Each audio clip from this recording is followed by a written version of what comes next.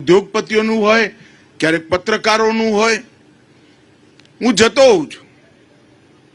દરેક ક્ષેત્રની અંદર ભાઈ રવા દે, હવે રવા દે, દરેક ક્ષેત્રની અંદર નરેન્દ્રભાઈએ ખૂબ મોટું પરિવર્તન કર્યું. દેશની સુરક્ષાની વાત હોય, પેલા રોજ બોમ્બ ધમાકા છાપાવાળા છાપવાનું એ ભૂલી ગયા હતા, એટલા બોમ્બ ધડાકા થતા હતા, કોઈ ચિંતા નથી. પણ એક જ વાર સર્જિકલ સ્ટ્રાઇક અને એર સ્ટ્રાઇક કરીને પાકિસ્તાનને પાઠ ભણાયો, ખોળ ભૂલી ગયા છે. દેશને સુરક્ષિત કરવાનું કામ નરેન્દ્રભાઈ. કાશ્મીરમાંથી ધારા 370 હટાઈ લેવાનું સ્વપ્ન સરદાર પટેલના ટાઈમથી, શ્યામાપ્રસાદ મુખર્જીના ટાઈમથી અધૂરું મોદી સાહેબે ફટાક કરીને પૂરું કરી દીધું. કેટલાય લોકો એવા હતા દેશમાં, 550 વર્ષથી આપણા દેશમાં ભગવાન રામ તંબુમાં રહેતા હતા, મંદિર નતું બની શકતું. નરેન્દ્રભાઈએ મંદિર બનાવવાનું કામ પણ ચપટી લગાડતા પૂરું કરી દીધું. દુનિયા આખી ચંદ્રમા પર પહોંચી, આપણો તિરંગો નતો પહોંચ્યો. નરેન્દ્રભાઈએ ચંદ્રમા પર ચંદ્રયાન મોકલીને શિવ શક્તિ પોઈન્ટ પર તિરંગો ફહરાવવાનું કામ પણ નરેન્દ્રભાઈએ કરી નાખ્યું. દેશના અર્થતંત્રની અંદર દરેકે દરેક પેરામીટર્સ આજે આઝાદીના 75 વર્ષમાં સૌથી સુંદર હોય એ પ્રકારનું કામ કર્યું.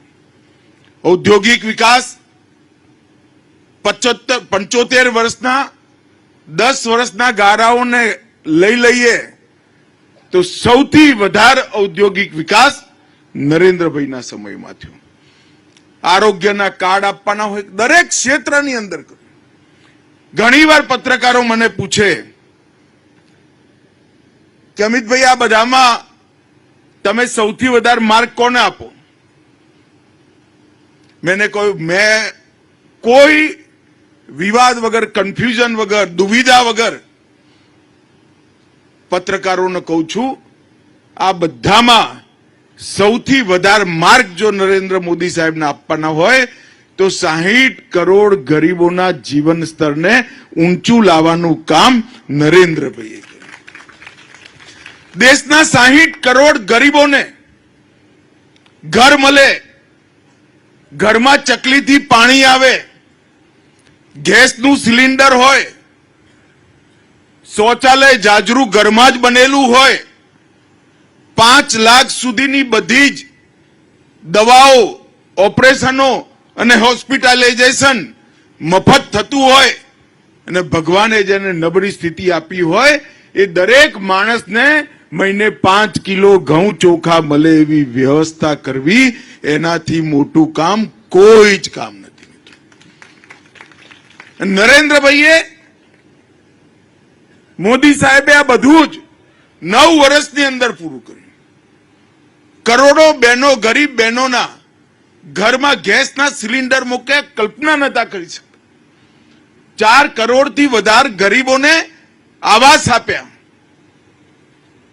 દરેક ઘરમાં જાજરૂ બનાવવાનું કામ કર્યું. દરેક ઘરની અંદર ગુજરાતમાં સાણંદ તાલુકામાં બધાના ઘરમાં ચકલીથી પાણી પહોંચાડવાનું કામ નરેન્દ્ર મોદી સરકારે પૂરું કર્યું. દરેક ગામને રોડથી જોડવાનું કામ કર્યું. દરેક ઘરમાં વીજળી પહોંચાડી દીધી. દરેક ઘરમાં બેંક એકાઉન્ટ પહોંચાડ્યું અને દરેક ગરીબને 5 કિલો અનાજ દર મહિને મળે એવી વ્યવસ્થા કરી. ચાંગોદરવાલા, મને જરા બધા કહેજો, કોરોનાની 2 રસીઓ લાગી છે કે નથી લાગી? ભાઈ જરા જો બોલો તો હાથ ઊંચા કરો, લાગી હોય ને. બધાને કોરોનાની 2 રસીઓ મળી ગઈ છે ને? કોઈ પાંચિયાનો ખર્ચો કરવો પડે છે? જરા જોરો, રૂપિયોને હું તો પાંચ્યું કહું છું, લા પાંચિયાનો ખર્ચો કરવો પડે છે. હવે તો પાંચ્યું મળતું નથી, પણ કરવો પડે છે. ઉપરથી કોફી પીવડાવીને મોબાઈલમાં સરસ નરેન્દ્રભાઈનો હસતા ફોટા જોડેનું સર્ટિફિકેટ વોટ્સએપથી તમારા ઘરમાં મોકલી દીધું. દુનિયામાં કોઈ જગ્યાએ આવું વેક્સિનેશનનું અભિયાન, રસીકરણનું આવું અભિયાન કોઈ જગ્યાએ નથી થયું જે ભારતીય જનતા પાર્ટીની સરકાર અને નરેન્દ્ર મોદી સાહેબે કર્યું. પરંતુ 75 વર્ષમાં આપણે અનેક ક્ષેત્રમાં ખૂબ આગળ આવ્યા, પણ દેશ આઝાદ કરવા માટે જે લોકોએ પોતાનો જીવ ગુમાવ્યો, 23 વર્ષના ભગતસિંહ હોય યા ખુદીરામ બોઝ હોય, હસતા હસતા વંદે માતરમ કહીને ફાંસીના માછડે ચડી ગયા. રાણી લક્ષ્મીબાઈને ખબર નથી એવું નથી કે અંગ્રેજો સામે લડવાનું પરિણામ શું આવશે, એમને ખબર હતી, પરંતુ આ દેશને આઝાદ કરવાની ખેવના સાથે એમને લડત લડી. એ અત્યારનું ભારત બનાવવા માટે નતા લડ્યા. એ દુનિયામાં દરેક ક્ષેત્રમાં એક નંબરનું ભારત હોય એવું ભારત બનાવવા માટેની આ લડાઈ હતી. આઝાદીનું સ્વપ્ન હતું. એ સ્વપ્ન હવે પૂરું કરવાનો સમય આવી ગયો છે. 75 વર્ષ પૂરા થયા, 100 વર્ષ પૂરા થાય ત્યારે હું આજ વિશેષ કરીને જુવાનિયાઓને કહેવા આવ્યો છું, 100 વર્ષ જ્યારે દેશની આઝાદીના પૂરા થાય ત્યારે અમે બધા તો કદાચ નહીં હઈએ, તમે હશો, પરંતુ 100 વર્ષ પૂરા થાય ત્યારે દુનિયામાં દરેક ક્ષેત્રમાં પહેલો નંબર હોય એવા ભારતની રચના, એટલે વિકસિત ભારતની રચના. ભારતમાં કોઈ વ્યક્તિ એવો ના હોય જેના ઘરમાં ધુમાડો હોય, ટોયલેટ ના હોય, જાજરૂ ના હોય, દવા ના મળતી હોય, ખાવા ના મળતું હોય, એવો કોઈ વ્યક્તિ ના હોય, કોઈ અંગૂઠો ના લગાવવો પડે એવા ભારતની રચના, એટલે વિકસિત ભારતની રચના. અને એ વિકસિત ભારતની રચનાનો સંકલ્પ લેવાનો આ કાર્યક્રમ છે. મિત્રો, હું અત્યારે અહીંયા આવતા પહેલા સ્ટોર પર આંટો મારીને આવ્યો. કેટલા કાર્ડ બન્યા છે, કેટલા બાકી છે. મોદી સાહેબનો આગ્રહ છે કે એક પણ વ્યક્તિ જે ગરીબ છે એને આયુષ્યમાન ભારત યોજનાનું 5 લાખનું કાર્ડ ના મળ્યું હોય એવું ના હોય. એક પણ વ્યક્તિ જે ગરીબ છે એના ઘરમાં પાણી ના પહોંચ્યું એવું ઘર ના હોય, અને એક પણ વ્યક્તિ એવો ના હોય કે જેના ઘરમાં ટોયલેટ ના બન્યું હોય, ગેસનું સિલિન્ડર ના હોય. સંપૂર્ણ કવરેજ, 100% કવરેજ, 100% સેચ્યુરેશન, 100% સંતુષ્ટ જનતા બનાવવાનું અભિયાન, એટલે વિકસિત ભારત સંકલ્પ યાત્રા છે. અત્યારે જેમ હું ચાંગોદરમાં આવ્યો છું એમ આ સંકલ્પ યાત્રા ભારતના દરેકે દરેક ગામમાં જવાની, અને આ જ રીતના સ્ટોર પર રજીસ્ટ્રેશન થવાના, કાર્ડ બનવાના. જે મળી ગયા છે એમને બરોબર ચાલે છે કે નહીં એની પૂછપરછ થશે, અને જે રહી ગયા છે એને કાર્ડ બનાવવાની કામગીરી પૂરી થશે. અત્યારે મારી જોડે આવતા હતા ત્યારે હું પૂછતો હતો, અનાજ મળે છે બરોબર? બધાએ હા પડી ગઈ. હું આખા ચાંગોદર બેઠું છે, ગરીબોને 5 કિલોનું જેની જોડે કાર્ડ હોય, રેશન કાર્ડ હોય, એને અનાજ મળી જાય છે કે નહીં ભાઈ? ટાઈમસર જરા બોલો તો. મળે છે કે નથી મળતું? 5 લાખ રૂપિયા સુધીનો સ્વાસ્થ્યનો ખર્ચો, એમાંથી જનજાગૃતિ ફેલાવવાની જરૂર છે. તમારા જોડે જે કાર્ડ છે લઈને એની રજીસ્ટ્રેશન જ્યાં થયું એ હોસ્પિટલોમાં જાઓ, એટલે કોઈ પણ હોસ્પિટલાઇઝેશન હોય એ કાર્ડ તમારે આપી દેવાનું, તમારે ખર્ચો નહીં કરવાનો. આજે ચાંગોદર ગામમાં, હું તો આ જિલ્લાનો જ છું ભાઈ, ચાંગોદર ગામમાં કોઈ બેન કે હું બ્યુટી પાર્લર ચલાવું છું, મનમાં એટલો આનંદ થયો, એટલી ખુશી થાય. અને કોઈ બેન સાડીનો વેપાર ચાલુ કરે, કોઈકને સીવવાનું મશીન મળે. નરેન્દ્રભાઈ લક્ષ્ય રાખ્યું છે કે 2 કરોડ લખપતિ દીદી બનાવવાની. 2 કરોડ લખપતિ દીદી. દેશમાં 2 કરોડ ગરીબ બહેનોને લખપતિ બનાવવાનું લક્ષ્ય રાખ્યું છે. આજે વિશ્વાસ સાથે અહીં મારી સામે ઉભા રહી બેન કે 8 થી 9,000 રૂપિયા હું કમાઉં છું. ખરેખર મનને ખૂબ સંતોષ અને આનંદ થાય કે આ જ યોજના જો ગામે ગામ પહોંચી જાય અને સફળ થાય તો ભારતમાં 7 અર્થમાં પરિવર્તન આવે. બધા ગૌરવ સાથે જીવી શકે. આજે બેનને મહિને 8-9 હજાર રૂપિયા મળે, ડેરીમાં દૂધ ભરતા થાય અને બીજા રૂપિયા મળે, એમના જીવનની અંદર અનેક નાની નાની સમસ્યાઓનું નિવારણ થઈ જાય.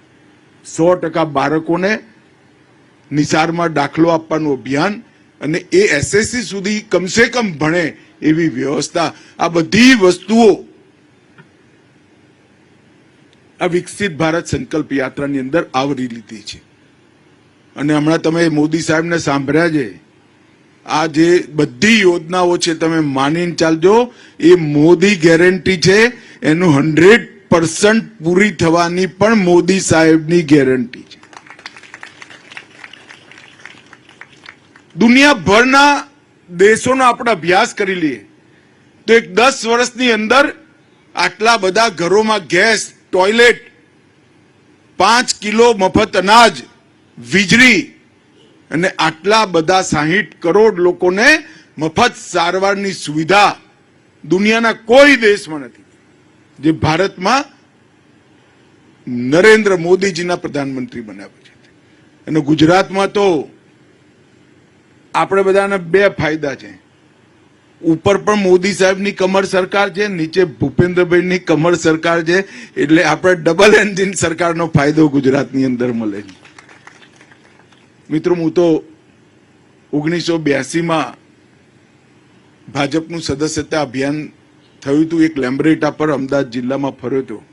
આજે ચાંગોદર આવતો તો રોડ જોઈને મનમાં એકદમ ખુશી અને શાંતિ થઈ ગઈ. ક્યાં એ વખતનું ગુજરાત અને ક્યાં આજનું ગુજરાત. અહીંથી સોમનાથ સુધી પેટનો પાણી ના હાલે એવે ઘાય ઘા ગાડી જાય એવા રોડો બનાવવાનું કામ ભારતીય જનતા પાર્ટીની નરેન્દ્ર મોદી છે. આ જુવાનીઓને તો ખબર નહીં હોય, 25 વર્ષ થઈ ગયા. જે મોટી ઉંમર વાળા ભાઈઓ છે એમને ખબર પડે કે સાંજે 6-7 વાગે ખાવા બેસીએ ને લાઈટ ગઈ જ સમજો. જતી હતી કે નથી જતી, બહેનો જે બતાવો જેને અનુભવ હોય. હવે જાય છે 24 કલાક ગામડામાં લાઈટ પહોંચાડવાનું કામ આ ભારતીય જનતા પાર્ટીની સરકારે કર્યું. રોડોના જારા ગૂંથીને ક્યાંય પણ જવું હોય કોઈ ચિંતા નહીં એવું ગુજરાત બનાવવાનું કામ આ ભારતીય જનતા પાર્ટીની સરકારે કર્યું.